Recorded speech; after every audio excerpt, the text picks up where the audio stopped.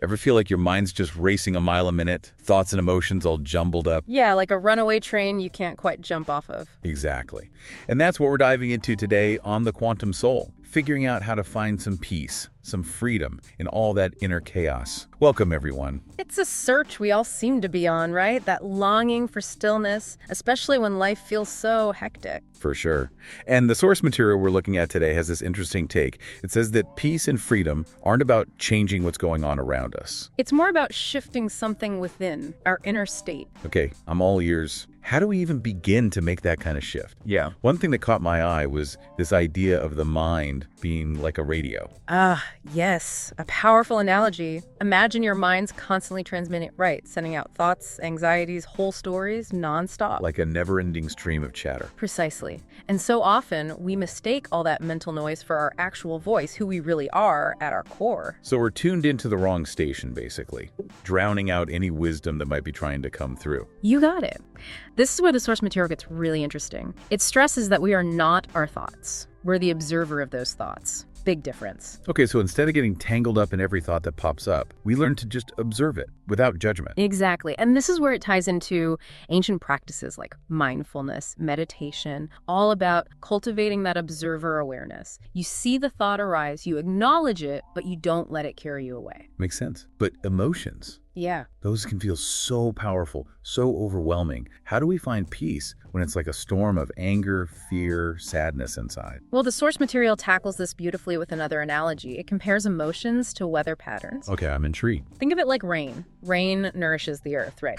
But it also eventually moves on, evaporates. Emotions are similar. They flow through us, and they might feel intense in the moment, but they're temporary. They will pass. So instead of resisting or trying to bottle up those tough emotions, we learn to ride the wave, let the storm pass. You got it. The key is observing them without judgment. Let them flow through you without getting swept away. The source even says trying to control our emotions is like trying to control the weather itself. It's futile and honestly just plain exhausting. I feel that. We spend so much energy trying to control everything in our lives. Maybe letting go a bit is where true freedom lies, accepting what is. Absolutely. The source really challenges that illusion of control we so often cling to. It uses another great analogy, life as a river. Okay, I'm picturing it. We can try to swim against the current, fight, struggle to be in control, but ultimately all that does is tire us out, lead to frustration. So are we just supposed to give up then? Let the river take us wherever? Not quite. It's more about surrendering to the flow, trusting that the river has its own wisdom, its own path. The source reminds us that every bend in the river, every rapid, every calm stretch, it's all part of the journey. That reminds me a lot of Stoic philosophy. It's outside our control, focusing on what we can control, our reactions, our choices. Definitely a connection there. The source also emphasizes recognizing our own agency within that flow of life. We can't control the river's current, but we can steer our boat, make choices about how we navigate it. That's empowering. So it's not passivity, it's finding that balance between acceptance and action. Exactly. And that leads us to another powerful concept from the source material, finding stillness within the storm. Okay, now I'm imagining a tiny sailboat in the middle of a hurricane. How do we even begin to find stillness when chaos is swirling all around us? The source material suggests that even in the heart of the storm, there's this profound stillness within each of us. It's like the eye of the hurricane, that calm center amidst the wild winds. So it's not about avoiding life's storms. It's about finding that inner peace that can weather any storm. Precisely. True freedom, according to the source material, comes not from avoiding challenges, but from finding that peace within them. And it's not some mystical state reserved for a select few. It's something we all can access. That's encouraging to hear. So how do we tap into that inner stillness, especially when life feels like it's going 100 miles an hour? Well, the source material offers some practical techniques. They might sound familiar. Things like mindful breathing, simply focusing on your breath, using it as an anchor to the present moment. Right, bringing ourselves back to the here and now. Exactly. It also talks about the power of letting go, releasing those thoughts, those fears, expectations that aren't serving us anymore. Could be past hurts, limiting beliefs, even just that need to control everything. You know, I think a lot of us are carrying around way too much baggage, myself included. What about you? What's something you might let go of to experience a little more freedom? That's a great question to sit with. Maybe letting go of that fear of making mistakes, of not being perfect. What about you? For me, it might be letting go of comparing myself to others. It's such a joy stealer. But how do we actually do that? Letting go sounds great, but it can feel so hard in practice. You're absolutely right. It's a process, not a switch we flip. And the source material acknowledges that. It emphasizes that finding inner peace and freedom isn't about these huge, sweeping gestures, but about consistent, small steps. So it's like building a muscle. The more we practice mindfulness, letting go, the easier it becomes over time. Exactly. And the source material reminds us to be patient with ourselves. It's a journey, not a race. It's those small steps, that consistency, and having a little self-compassion along the way. That's key. The source material builds on this idea of letting go and connects it to something I find really fascinating. It links the fear of being hurt to closing off our hearts. Like the more we're afraid of pain, the more we shut down emotionally. Oh, I see that. We build up walls to protect ourselves, but then we end up blocking out the good stuff too, the love and joy. Exactly. And it ties back to that illusion of control we talked about earlier. We try so hard to curate our experiences to avoid anything that might hurt. But the source is suggesting that real freedom means opening ourselves up to the full spectrum of human experience. So it's not about becoming some emotionless being. It's more about learning to feel our emotions fully without letting them control us. You got it. Finding that balance between experiencing things deeply but not being overwhelmed by those feelings. The source uses a really beautiful analogy here. It compares the soul to an open window. I love a good analogy. Tell me more about this open window. Okay, so imagine your soul is this window thrown wide open and the wind's blowing through it freely. Some days that wind might be warm and gentle, other days it's cold and fierce, but no matter what, it's bringing in fresh air, new perspectives, a sense of being truly alive. So it's about welcoming everything life throws at us, the good and the bad, without resisting. Yeah, and the source material suggests that in that radical openness, that's where we find a joy that goes beyond circumstances. It's not a joy that depends on everything going our way, but a joy that comes from just being present, being alive, period. Makes me think of that saying, life is a dance. And sometimes we lead, sometimes we follow. That's perfect. And even when we're following, when life throws us those curveballs,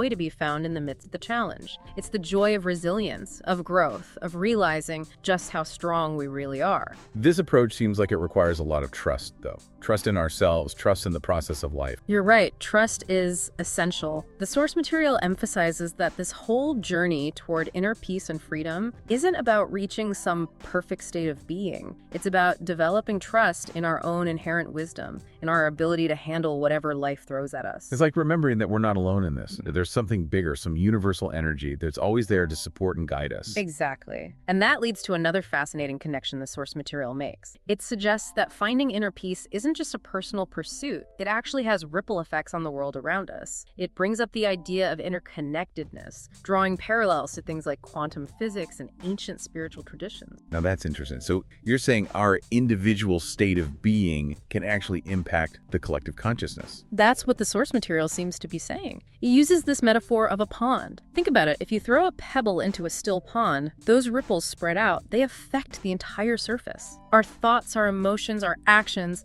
they create similarly ripples in the collective consciousness. So by cultivating inner peace within ourselves, we're not just benefiting ourselves, but contributing to a more peaceful world. That's the idea. It aligns with the concept of raising our vibration that's often talked about in spiritual circles. As we cultivate more peace, more love, more joy within ourselves, we radiate those qualities outwards, impacting the collective energy field. Wow, that's a powerful reminder that personal transformation and collective transformation are intertwined. Absolutely. It highlights the responsibility we each have to cultivate inner peace, not just for our own well-being, but for the well-being of the planet as a whole. I love that. It gives this whole journey of inner peace a deeper meaning, a purpose beyond just our own happiness. Exactly. And the source material also reminds us that this journey isn't about becoming someone new. It's about rediscovering our true nature, that part of us that's already whole and complete. It's about shedding those layers of conditioning, limiting beliefs, those fears that have been clouding our true selves. It's like polishing a diamond, you know? Yeah. Removing the rough edges to reveal the brilliance that was there all along. I love that. And the practices we've been discussing, mindfulness, letting go, they're like the polishing tools that help us reveal our own radiance. This all circles back to that question of how we actually make that internal shift to find inner peace and freedom. It sounds like it's less about a single event and more about an ongoing process of self-discovery, a continual refinement. Exactly. It's a lifelong journey of remembering who we truly are, of coming home to ourselves. And the source material offers this beautiful reminder reminder that this journey, even with its challenges, is ultimately a joyful one. It's about embracing everything that comes with being alive, the ups and downs, and finding that peace, that freedom that resides within us, no matter what's going on around us. Beautifully said. And it's a journey we can all take one step at a time. Before we go any further, I want to take a moment to thank everyone for joining us on The Quantum Soul. If you're resonating with these ideas, hit that subscribe button, give this video a like, and share it with anyone who might benefit. The more people who connect with this message of inner peace and freedom, the more peaceful our world becomes. Absolutely. Your support helps us spread this message far and wide. Now, let's get back to the source material. There's one more key concept I want to highlight. This has been amazing. We've covered so much ground when it comes to inner peace and freedom, from practical techniques to the deeper, more philosophical, even spiritual stuff. It is a complex idea, that's for sure.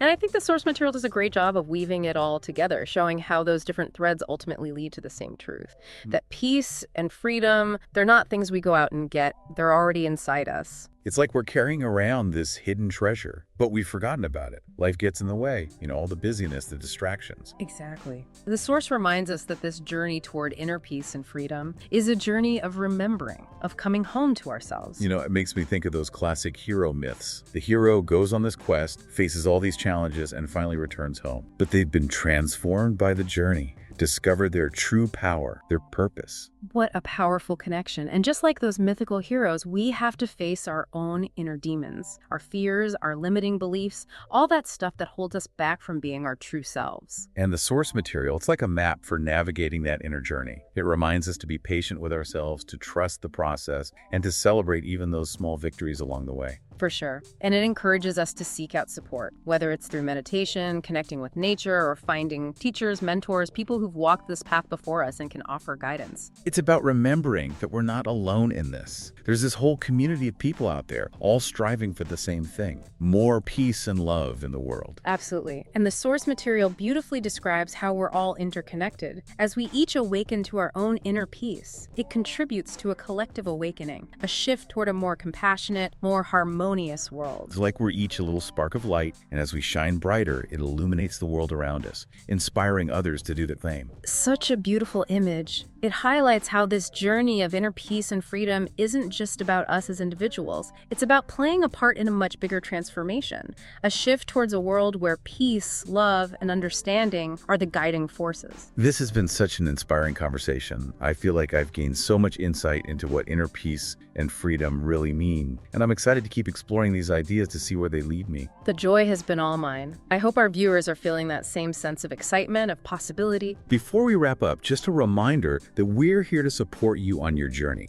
Make sure to subscribe to The Quantum Soul for more deep dives into consciousness, spirituality, personal growth, all that good stuff. And if you enjoyed this episode, please share it. These ideas, they have the power to change lives. We really believe that. Absolutely. And remember, even the longest journey begins with a single step. What small step can you take today, right now, to connect with that inner peace and freedom that's always within you? Maybe it's taking a few deep breaths, or spending a few minutes in nature, or just noticing, really appreciating the good things in your life. Every little bit of awareness, every moment of presence, it all adds up. It's all part of the journey toward that deeper peace and freedom we all long for. Beautifully said. Thank you for joining us on The Quantum Soul. And don't forget, there are 2 videos on your screen right now waiting for you to continue your journey with us. Just click on the one that speaks to you. Until next time, may you find that peace within the storm.